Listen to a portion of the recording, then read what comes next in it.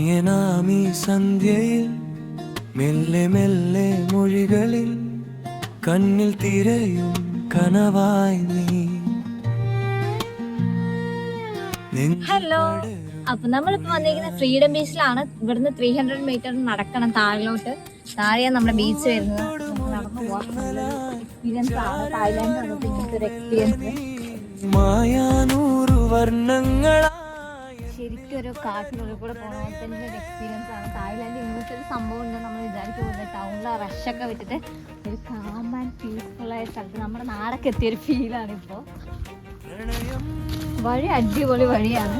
കുറച്ച് പയ്യെ നടക്കണം. സൂക്ഷിച്ചിട്ടുണ്ടെന്ന് നടന്നില്ലെങ്കിൽ താഴെ കിടക്കും.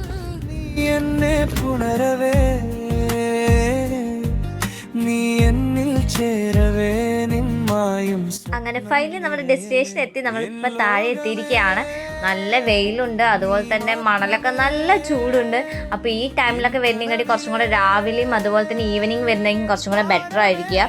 പിന്നെ നമ്മുടെ സെയിം പാലക്കാട്ടിലെ വെയിൽ പോലെ തന്നെയുണ്ട്, നല്ല വെയിലുണ്ട്. അപ്പോൾ മെയിൻലി സൺസ്ക്രീനൊക്കെ യൂസ് ചെയ്ത് വരുന്നെങ്കിൽ കുറച്ചും കൂടെ ബെറ്റർ.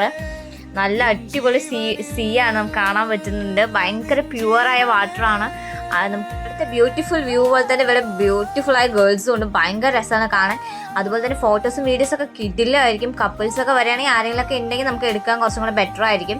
അല്ലെങ്കിൽ നമ്മൾ ആരോടെങ്കിലും പറയേണ്ടി വരും. അതാണ് ആകെയുള്ള പ്രശ്നം. മെയിൻലി ഇങ്ങോട്ട് ഇറങ്ങുമ്പോൾ നമ്മൾ വാട്ടറൊക്കെ മസ്റ്റായിട്ട് എടുത്തിരിക്കുക. നല്ല ടയേർഡ് ആവുന്നുണ്ട്. പിന്നെ ഈവനിങ് വരുന്നവരൊന്ന് നോക്കണം, കാരണം നമുക്ക് ഓവർ ലേറ്റ് ആകാൻ പറ്റില്ല. പോകുന്ന വഴി അത്ര നല്ലതൊന്നുമല്ല. അതിന് ഫ്രീഡം ബീച്ചിലെത്തി കുറേ കറങ്ങാനൊക്കെ പറ്റി, കുറേ നല്ല ഫോട്ടോസ് എടുക്കാൻ പറ്റും. അടിപൊളിയായിട്ട് ഫോട്ടോസൊക്കെ എടുക്കുമ്പോൾ നല്ല വെയിലും നല്ല ടൈമിലാണ് വന്നത്.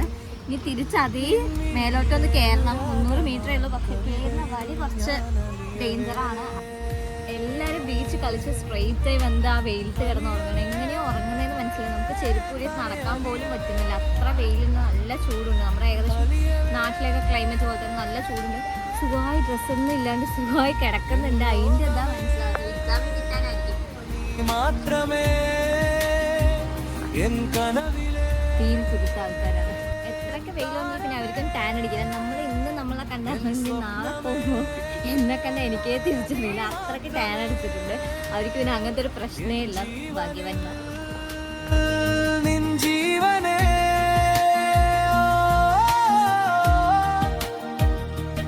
ഓക്കെ, നമുക്ക് നെക്സ്റ്റ് വീഡിയോയിലേക്ക് കാണാം. ബൈ.